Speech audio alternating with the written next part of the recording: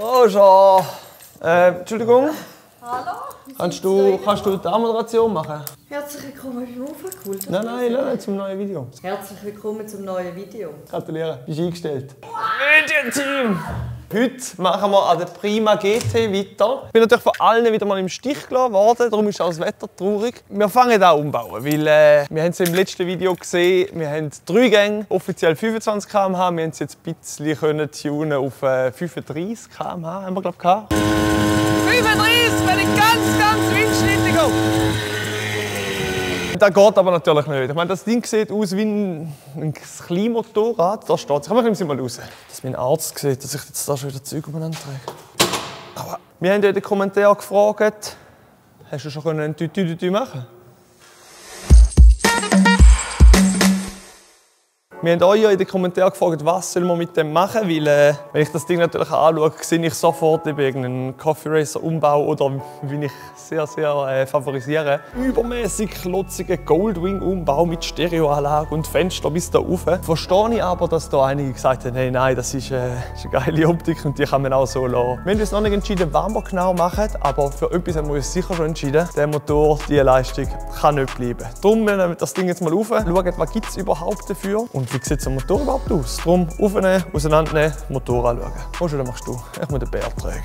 Dritter Gang, Kupplung ziehen, dann kann man noch trampen, das ist noch gäbig. Also nicht gäbig ist anders, aber... Ja, ich muss jemanden haben, der mir hilft. Sei stark.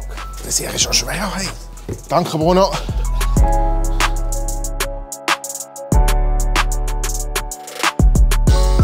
So, das Ding ist in der Werkstatt. Roger, Bruno und Dream Team, die können da. Haben da wenigstens gerade noch die Kompression kaputt gemacht beim Auftragen, aber... Gut, wir nehmen das Ding mal auseinander und ich würde gerne hinten anfangen. Fangen jetzt einfach mal an. Das Wichtigste ist dann nachher, dass wir sicher den Motor rausnehmen können, den mal spalten und mal reinschauen, weil ich habe keinen Plan, was mich dort erwartet, was überhaupt nicht drinnen ist. Ich muss noch ein bisschen aufladen.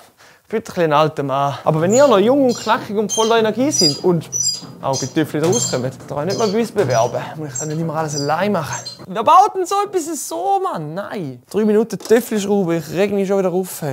Geil. Jetzt! Ach du Scheiße, Mann. Jetzt ist so das Hinterrad ein bisschen weit unten, aber es sieht schon mal ein bisschen sportlicher aus. Yes! Ein Cable Drain. Oh, geil. Das ist jetzt mal erfreulich. He? Stecker, hoffentlich haben wir uns zu früh gefreut. Jetzt kommt es langsam in eine Form, die mir gefallen. Ich sage es euch. Gehst du ins Lager etwas holen? Roger, kannst du ein Mikro? Das muss ich euch zeigen.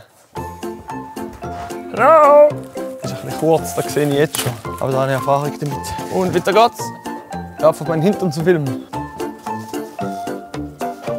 Und 139. Jetzt kommt mein absoluter Favorite.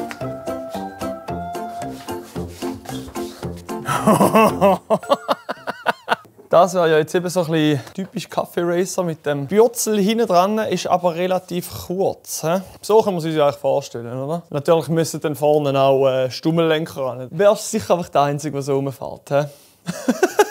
Oder da, wo mir eigentlich am ehesten vorschwebt, wäre so ein Eigenbau. Kann man bei uns im Shop übrigens kaufen, haben wir gesehen. He? Irgendwie so hier natürlich Anpassungen machen, vorne aufschneiden, dass das alles schön drin sitzt, Satteln lassen. Das wäre Heckumbau-Varianten, die wir gerade so im Shop haben. Beim Auspuff habe ich noch in den Kommentaren gelesen, sehr hilfreich für mich, weil ich habe wirklich keinen Plan von diesem Modell, dass GTs halt über den Krümmer gedrosselt sind. 19,8. Wie viel haben wir denn da beim Auslass? 22. Was ist denn alles so klein? Also es ist innen komplett gedrosselt, hier über den Auslass. Bietet sich auf jeden Fall an, hier einen anderen Zylinder zu nehmen. Okay, jetzt dreht die Lampe durch. 48 mm habe ich gehört. Weißt du, 80 Kubik. Wäre alles besser, wenn es einen breiteren Pneu drin hätte, ich sag's dir. Jetzt, so. Es ist ja allemal eine Besonderheit, da, dass das Ding einen Bremslichtschalter hat. Da sehen wir jetzt auch, wie das funktioniert. Wenn man hier bremst, zieht jetzt hier mit dem Federli den Stift raus. Wenn mit drastischen 25 natürlich dann Brems ist, und wie man es kennt, ist ein Auffahrunfall mit einem Schneck. What? Da sieht man jetzt noch den offiziellen Luftfilter. Das sind einfach die Einsatzluftfilter. Eigentlich hat das Ding noch einen geilen Rahmen. Wenn du jetzt hier von der Seite schaust, Rauschi. Da mit dem gebogenen dicken Rohr erinnert mich ein bisschen so an Görike-Style. So, und runter. Gut.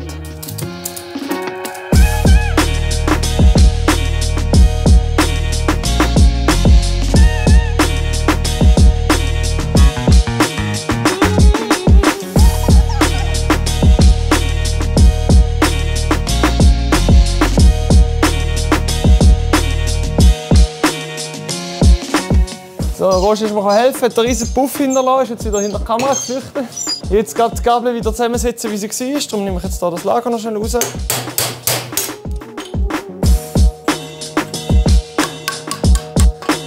Jetzt hier haben wir absichtlich mal alles zusammengelassen. Da können wir einfach alles mal abzwicken. Da. Zack, zack, zack, zack, zack. Und so als ganzer Kabelstrang, Zugstrang, alles wegtun. Zusammenbauen macht das Ganze ein bisschen einfacher. Und dann können wir endlich den Motor rausnehmen. Na, jetzt erst mal aufgeräumt. So, jetzt haben wir alles schön aufgeräumt, dann können wir uns auch endlich um den Motor kümmern. Ich habe ja vorher gesagt, das ist glaube ich auf dem hier aufgehängt. Falsch gedacht. Die 3 Punkte hier. Oh Gott.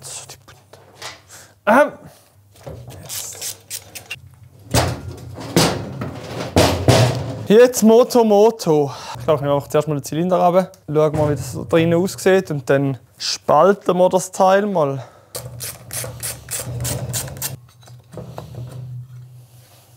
Das Gute ist ja, der hat richtig geile Kühlung, weil er halt einfach so Kühlrippen hat, hier alles durchgehend, aber halt das 38er Kölbli drin. Dann kommt die Gebung weg, das ist auch schon mal gut.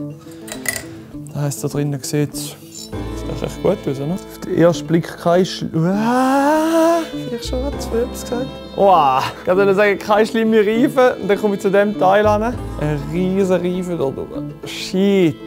Schade. Sehen Sie, das ist das geheimes Tuning, das ich nicht kenne. Aber da, die Hück da rein. Da hat es mir richtig gäbig etwas eingenommen. Hätten wir nicht so einen schönen Kolbenbolzen-Auspresswerkzeug im Shop? Altmüll. Oh, leck meine Schrauben.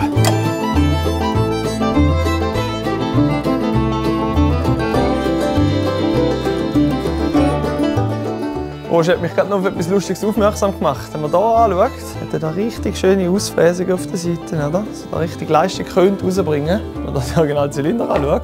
Nö. Also sehen Sie damit vom Abdruck noch ein bisschen da bis da vorne und da wieder rein. Auf jeden Fall Optimierungspotenzial da. Wenn wir den austropfen, wahrscheinlich gehen Mittag. Gebig. So, Mittag vorbei. Bauch voll. Haben wir den Lou noch geschnappt, weil ja, der kommt glaube ich einfach mehr raus wie ich. Im Leben und auch sonst. Also wenn du auseinander nimmst, ist der so gespalten. Wir wissen ja nicht genau wirklich viel über den Motor. Das ist für uns auch Neuland. Ja, den können wir nicht mehr brauchen. Nein. Das Kolbenbolzensicherung. Nimm es fast an. Du hast gesagt, wenn wir Leistungssteigerung machen, unbedingt Kurbelwelle wechseln. Also wir haben es ja in den Kommentaren gelesen. Wir haben da ganz viele Tipps bekommen. In dem Fall bleibt uns eigentlich nichts anderes übrig, wie sowieso mal spalten, oder? Ja, wir auch müssen. vielleicht mal spannend zum reinschauen, was Ja, für uns auch interessant. erwartet uns da innen. Ich kann ja dir vielleicht sonst einfach nachher mal rufen. Bleibst bin parat, parat. Gerade da hinter dem Türchen kannst du warten. Ist gut, ja. Ich freue mich, ja, das könnte noch Minuten 2 dauern. Okay. Ach, es tut einfach da hinten weh.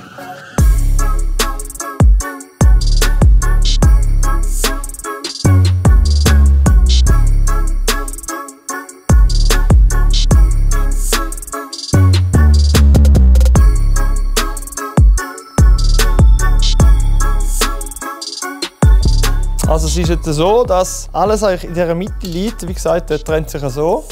Also meiner Meinung nach muss man es nicht weiter auseinandernehmen. Klar, wenn wir umbauen, müssen wir weiter auseinandernehmen. Aber vorerst, um das Ganze mal aufmachen und anschauen, könnte man es einfach so trennen. Dann sieht man vielleicht auch gerade die ganze Funktion noch schön mit der Kupplung und allem. Da ein Imbus. Die Stehbolzen nicht kaputt machen. So, alles im Bus. Gefällt mir Roger, darum kannst du Roger machen.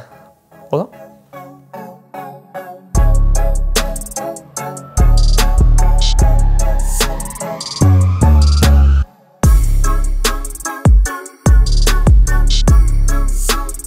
So, Roger, der Bizeps hat alle rausgebracht. Jetzt können wir das ganze Ding trennen. Da kehre ich es jetzt erstmal wieder um. Jetzt. Pam! Ja, sieht eigentlich noch cool aus. So, jetzt ist der Moment, wo wir wieder einen Profi brauchen. Tendenziell gibt es ja hier mehr Leistung und durch das auch eine neue Kurbelwelle. Ich hole den nochmal. Schau mal, was ich gemacht habe. Auseinandergenommen, ohne auseinandernehmen. Wenn man den 48er-Zylinder montiert, dann muss du eine andere Variante. Genau, es gibt ja einen 48er Ja. Athena. Gäbe es bei uns auch im Shop. Den hätten wir, das wäre eigentlich, sage jetzt mal, die einfachste Variante. Stecktuning auf einen Athena. Ich weiss jetzt nicht, welchen muss man da in Deutschland schauen. Oder? Kennst du da irgendetwas? Ich kenne da gar nichts. Also wir werden sicher in Deutschland müssen schauen, weil Ja. von uns wird nichts passen, weil es gibt diese Motoren. Eben, das haben wir ja Gibt es nicht. bei uns nicht. Vielleicht weiss jemand von euch, wo man so Zeug überkommt oder hat noch Racing-Teile rumliegen. Kommentar für uns, damit wir wissen, da können wir Teile holen. Und interessant wäre vielleicht auch noch, brauchen ihr so Teile auch? Sollen wir so Zeug in den Job aufnehmen? Ist das auch interessant für euch? Vor allem jetzt, wenn wir auf Deutschland auch liefern. Und dann können wir ja viel Licht schauen, ob wir noch etwas von Hand rausholen können. Alrighty, soll ich gerade abmoderieren? Das wäre es in dem Fall schon wieder gewesen. Der ganze Hercules Prima GT in seiner vollen Pracht liegt da hinten. Ihr schreibt gerne in die Kommentare, einerseits, was für ein Tuning, andererseits, optisch sind wir immer noch in Zwiegespalten. Ich bin immer noch für Goldwing-Umbau. Aber ich sehe auch natürlich, wir haben alle Originalteile, wir könnten dann auch wirklich einfach optisch so lassen, ein bisschen schön machen und dafür da ordentlich Wumms rausholen, dass das Ding auch rennt. Ich hoffe, euch hat es gefallen. Ihr lasst einen Sub und ein Like da und dann seht ihr auch, wie es nächstes Mal weitergeht. Hier an der Hercules Prima GT oder am Porter Reisemobil. Macht's gut, bis dann. Ciao. Oh, voll daneben. Dort ein Händchen noch. Warte, noch ein Händchen. Warte, ein Hammer. Tschüss. Roger, kommst du noch auf?